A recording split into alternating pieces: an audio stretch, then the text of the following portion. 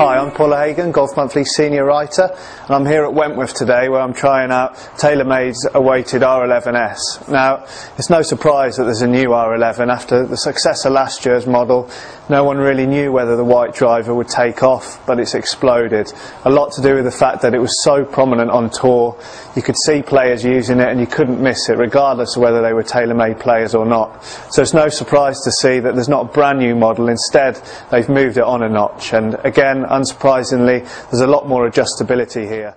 The sole plate, which we were really impressed with last year, now has more options, so you can set it slightly closed, very closed, and the same thing with an open face. There's more adjustability on the hosel, so you can go up or down 1.5 degrees compared to a degree before.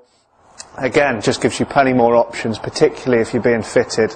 No one's really saying you're going to mess about with this too much once you've bought the driver, but when the fitters are going through the whole process, it's pretty impressive what they can do to find you extra yards.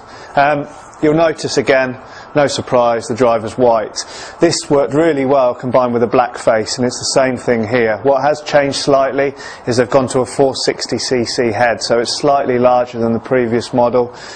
No one should complain about that, because you're going to get a lot more forgiveness. Now, I've just tried the driver out, and one thing that's very noticeable is a much louder impact sound. It sounds very powerful. This might be to do with the larger head, but again, very impressive performance.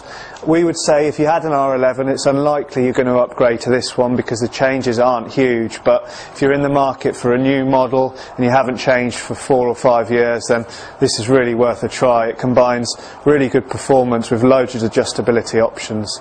You can find out more about it on the Golf Monthly website, but for now, from Wentworth, it's goodbye.